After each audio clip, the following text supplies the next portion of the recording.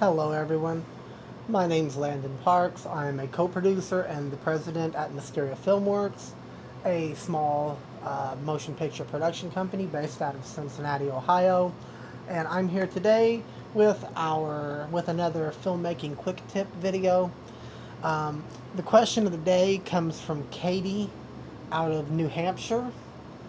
And Katy asks, she how do I make a boom pole?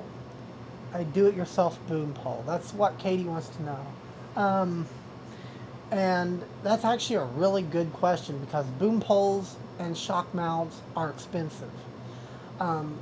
We actually now use a professional Rode boom pole along with the accompanying shock mount.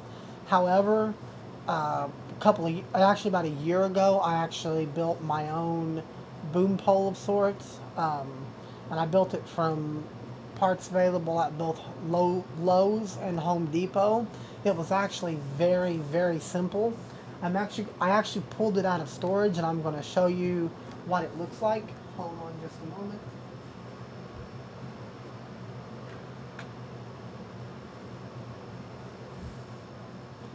All right.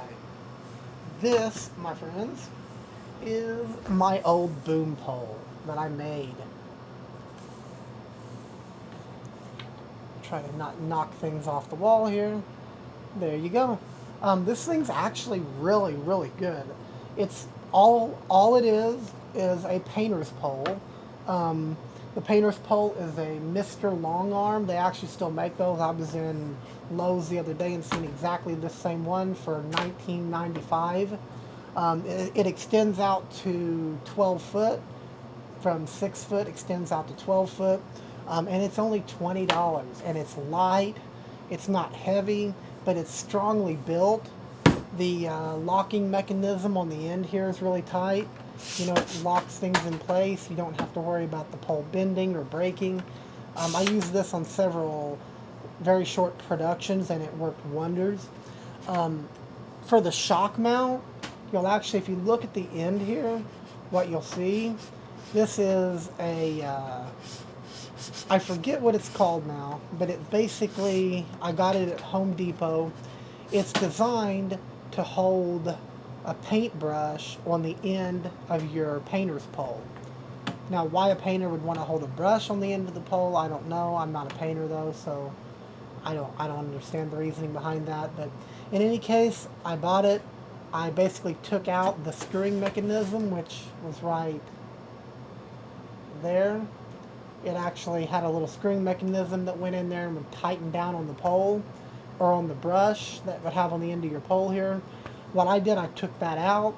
I stretched 4 rubber bands to make something very similar to a shock mount, as you can see on both ends. All you have to do then is stick the microphone, the shotgun microphone, through each hole, and it effectively becomes a shock mount. And it works really well. This whole setup, that ending piece was about $7.95, I believe. Under $30 with the cost of rubber bands for this pole and shock mount, and it works wonders. It's light, easy to maneuver.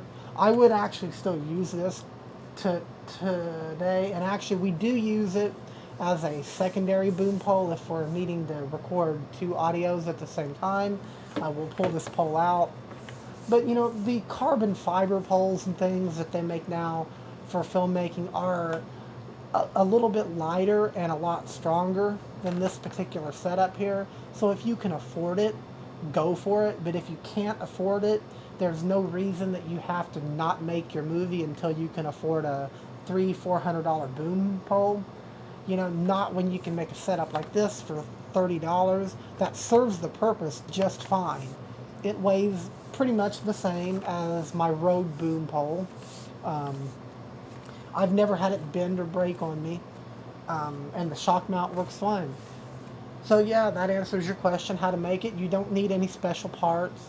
You know, you don't have to buy screws and bolts and rig things around. Basically, this tip here, rest this there.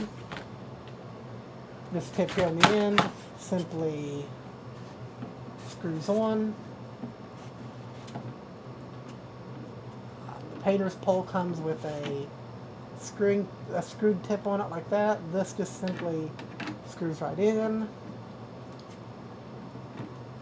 And then all you have to do to complete this is just put some Velcro straps around occasionally, run your cord down it, your XLR cord, and you're good to go. Alright, I hope that answered your question. This is Landon Parks, co-producer and president at Mysteria Filmworks, and have a great evening.